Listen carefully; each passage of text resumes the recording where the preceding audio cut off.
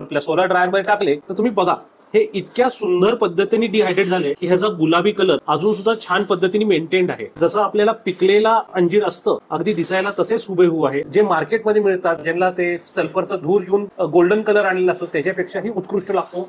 हे मार्केट आपल्या देशामध्ये खूप मोठं आहे आणि खूप नाजूक फळ आहे आणि हे नाजूक फळ सोलर बास्केटच्या सोलर ड्रायर मध्ये फार उत्कृष्टरित्या ड्राय होतं हे तुम्ही पाहू शकता. नमस्कार, मी निखिल चोंदे, फाउंडर आणि डायरेक्टर सोलर बास्केटचा. तर आपण एक आत्ता जी मशीन पाहत आहोत ह्याला सोलर ड्रायर असं म्हणतात. सोलर ड्रायर नक्की असतं काय, तर एक असं यंत्र जे आपल्या पेरिशेबल किंवा नाशवरीय शेतीमालाची लाईफ वाढवतं. ते कसं, तर डिहायड्रेट करून. एक थोडक्यात समजून घेऊया की हे मशीन काम कसं करतं. तर हे डस्ट फिल्टर्स आहेत. या डस्ट फिल्टर्स मधनं हवा स्वच्छ होऊन आतमध्ये जाते. आता एक स्पेशल ब्लॅक कोटिंग केलेलं असतं जेणेकरून हे जास्तीत जास्त प्रमाणामध्ये सौर ऊर्जा स्वतःमध्ये शोषून घेतं, म्हणजेच आतलं टेम्परेचर प्रचंड प्रमाणात वाढतं.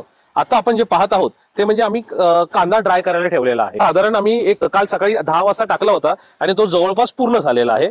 अगदी किंचित दमटपणा आहे. साधारण पुढच्या अर्ध्या तासामध्ये हा कांदा तयार होणार आहे. आता आपण हे समजून घेऊ की ह्या कांद्याचं करायचं काय. हे समजलं की आपलं नाशवरीय भाजीपाला आपण ह्याच्यामध्ये ड्राय करू शकतो, ह्या मशीनचा वापर होऊ शकतो. आणि मी जे सारखं म्हणतोय की रिहायड्रेशन करू, डिहायड्रेशन करू, हे नक्की काय हे आपल्याला समजून घ्यायचंय. हे का समजून घेणं गरजेचं आहे, कारण हे मार्केट जे आहे ते आत्ताच्या घडीला आपल्या देशामध्ये 50,000 करोडचं मार्केट आहे आणि तसंच ग्लोबल बघायला गेलो तर जवळपास 2 लाख करोडचं हे मार्केट आहे. हा कांदा ड्राय झाल्यानंतर आपण असं व्हॅक्यूम पॅक करतो. तसेच काही इतर भाज्या माझ्या समोर आहेत, फळं आहेत. हा भोपळा आहे, अंजीर आहे, टोमॅटो आहे, पायनॅपल आहे. हे ड्राय झाल्यानंतर पुन्हा रिहायड्रेट कसे होतात आणि कसं आपण ते 50,000 करोडचं मार्केट कॅप्चर करू शकतो ह्याला आपण लाईव्ह पाहूया की हे पुन्हा फ्रेश कसे होणार आणि आपण ह्यांचा वापर परत कसा करू शकतो. तर हे आम्ही काही सॅम्पल्स म्हणून करून ठेवलेले आहेत सनराईड प्रोडक्ट्स. जसं की हे सनराईड चेरी टोमॅटोज आहेत, हे सनराईड पायनॅपल, बाहेर पाहिला तो आपला सनराईड ऑनियन, कढीपत्ता, ड्रमस्टिक्स, कॅरेट म्हणजे आपलं गाजर, फ्रेंच बीन्स, कोथिंबीर, अंजीर फार महत्वाचा प्रॉडक्ट. त्यानंतर काही रेडी टू ईट मध्ये प्रॉडक्ट्स जे आहेत ते म्हणजे आवळा कॅन्डी, चिकू chips, coconut choco chips. Potential असलेला प्रॉडक्ट म्हणजे सनराईड कारलं. विविध प्रॉडक्ट्स आता आम्ही तुमच्या समोर मांडलेले आहेत. सोलर बास्केटच्या सोलर ड्रायर मध्ये जे ड्राय झालेले प्रॉडक्ट्स आहेत त्याचं मार्केटिंग आम्ही निर्वी फूड्स या माध्यमातून करतो. चला तर आपण समजून घेऊ मगाशी आपण डिस्कस केल्यासारखं की हे रिहायड्रेट कसे होतात आणि का हे आहे 50,000 करोडचं मार्केट आपल्या देशामध्ये. तर सर्वात प्रथम मी सुरुवात करतोय कांद्यानी. तर ह्याचं व्हॅक्यूम सिलिंग मी आता टेअर आउट करतोय. इमिजिएटली तुम्ही पाहू शकता की हे कसं सुट्ट झालेलं आहे. हा फारच क्रिस्पी, कुरडईसारखा क्रिस्पी आहे हा कांदा. आता हाच कांदा पुन्हा पाण्याच्या कॉन्टॅक्टमध्ये येणार तेव्हा तो अगदी फ्रेश, जसं की 1-2 मिनिटं आधी शिजलेला कांदा जसा असतो तितका फ्रेश हा कांदा एक 10 मिनिटाच्या अंतरात होणार आहे. तर मला काय करायचं आहे, ड्राईड कांदा घ्यायचा आहे, त्याच्यामध्ये थोडंसं पाणी ऍड करायचं. तर एक 10 मिनिटानंतर आपण ह्याच्यावरती पुन्हा येऊया. मीन टाइम मध्ये आपण अजून काय काय गोष्टी रिहायड्रेट करू शकतो ते पाहूया. तर माझ्याकडे इथे गाजर आहे. आता हे लाल गाजर जे आहे हे आपल्याकडे फक्त हिवाळ्यामध्येच येतं, त्यामुळं हा फार सीझनल प्रॉडक्ट होतो. तर हा फ्रेंच बीन्स आहे. बराच वेळा आपल्याला मॅगीमध्ये किंवा कुठल्या कुठल्या वेगवेगळ्या सूप्समध्ये आढळून येतात. आपण पाहू शकतो ही फरसबी किंवा फ्रेंच बीन्स ज्याला म्हणतात किंवा आजकाल नुसतं बीन्स पण म्हणतात मार्केटमध्ये. त्याचबरोबर आपली भेंडी टाकणार आहे.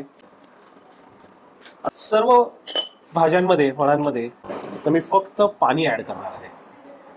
ह्यांना रिहायड्रेशन करणार आहे. ह्यांना रिहायड्रेट करतोय मी आता. बाहेर आपण सोलर ड्रायरच्या मशीनमध्ये डिहायड्रेट केलं, आता आपण त्याला पुन्हा पाण्याच्या कॉन्टॅक्टमध्ये आणून रिहायड्रेट करतोय. तर साधारण ह्या प्रक्रियेला एक 10 ते 15 मिनिटाचा कालावधी लागतो.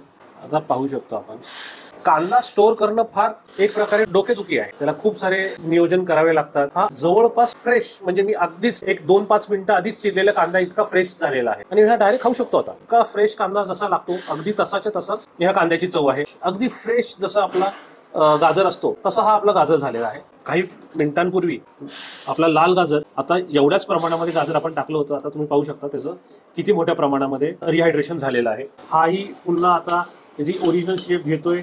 आपलं फरसबी, अजून काय काय केलं आहे आपण. अंजीर हे खूप नाजूक फळ आहे आणि खूप मोठं मार्केट आहे ह्याचं. परंतु एक छोटासा प्रॉब्लेम असा आहे की जे आपल्याला मार्केटमध्ये मिळतं अंजीर हे आपण इम्पोर्ट करतो काही मिडल ईस्ट मधल्या कंट्रीज मधनं. तिकडं तयार होणारे जे अंजीर आहेत त्यांची प्रजाती वेगळी आहे. आपल्या देशामध्ये आपली स्वदेशी जी प्रजाती आहे हा आपला पुण्याच्या आजूबाजूला आढळणारा सासवड, जुन्नर, पुरंदर अशा एरियामधला रेग्युलर अंजीर आहे.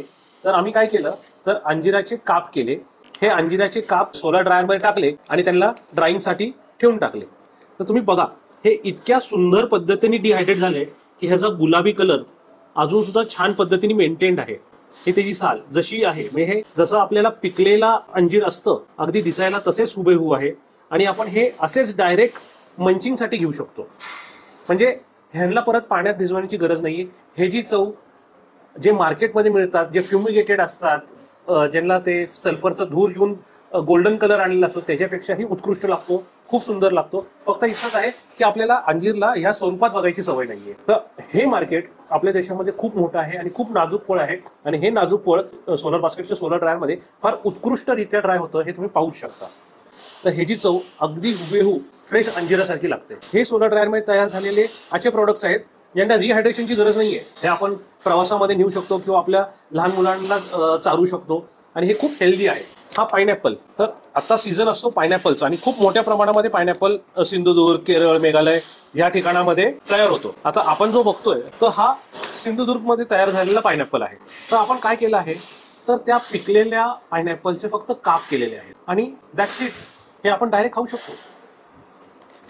आता ह्याचं लाईफ 1 वर्ष आहे. काही केलेलं नाही, ह्याच्यामध्ये कुठलाही प्रिझर्वेटिव्ह नाही, काही नाही. हा नॅचरली पिकलेला अननस होता ज्याला मार्केटमध्ये नेणं अशक्य होतं कारण का मार्केटमध्ये जाणार 2-3 दिवस तो बाजारपेठामध्ये राहणार आणि खराब होऊन जाणार. आम्ही तो पिकलेला अननस घेतला, त्याचे काप केले, आपल्या सोलर ड्रायरमध्ये ड्राय केले, तर आपल्याला 9 महिन्याची शेल्फ लाईफ देखील ह्याच्यावरती भेटलेली आहे. आता आपण एक हे पाहूया, ते म्हणजे सनराईड चिक्कू. हे फळ देखील आपण डायरेक्ट खाऊ शकतो. ह्यांना कोणालाही पुन्हा रिहायड्रेट करायची गरज नाहीये. हे खूप छान पद्धतीने ड्राय होतात. जवळपास 9-10 महिने यांची शेल्फ लाईफ मिळते आणि हे लहान मुलांना द्यायला खूप सोपं आहे. लहान मुलं ह्याला चॉकलेट म्हणून खातात. काहीतरी हेल्दी त्यांच्या पोटात जातं. आपल्याला फक्त सांगायचं की हे चिक्कू नाही तर हे चॉकलेट आहे, आवळा कॅन्डी. तसं आपण ओपन एअरमध्ये ड्राय करायला गेलो तर बराच वेळ लागतो, 3-4 दिवस जातात ह्याच्यामध्ये आणि खूप जास्त शुगरी असतो आणि धूळ पडते, बाकी प्रदूषणाचा त्याच्यावरती बराच परिणाम होतो. आता ड्रायरमध्ये कसं होतं की हे पूर्ण क्लोज स्ट्रक्चरमध्ये आहे, त्यामुळे कुठलाही प्राणी त्याच्यातले किडे जात नाही किंवा धूळ जात नाही, कोणाचा पाय पडत नाही. आणि छान प्रकार काय होतो तर तुम्ही पाहू शकता की हे जी सरफेस एकदम क्रिस्पी आहे, कडक आहे, कडक. पण मी जेव्हा ह्याला फोडणार आतमध्ये पाहू शकता हा आतमध्ये पूर्णपणे मऊ आहे. हे बघा हा दबल्या जातोय. तर हा फरक पडला आहे आपल्या सोलर ड्रायरमध्ये ड्राय केल्यामुळे, की बाहेरची सरफेस एकदम क्रिस्पी झालेली आहे पण आतमध्ये एकदम मऊ आहे. Again ready to eat product झाला हा आपला. म्हणजे अशा प्रकारे आम्ही थोडासा प्रयत्न केला आहे डेमॉन्स्ट्रेट करण्याचा.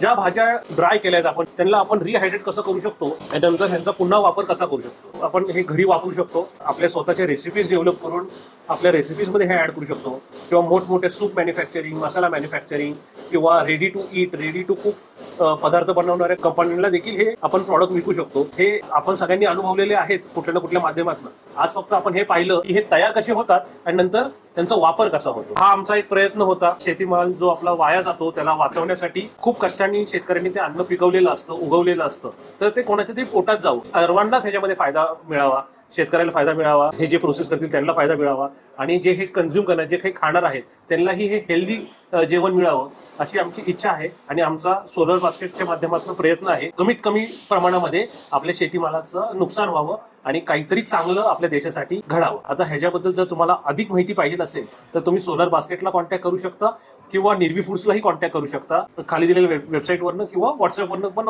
मला कॉन्टॅक्ट करू शकता. Thank you so much.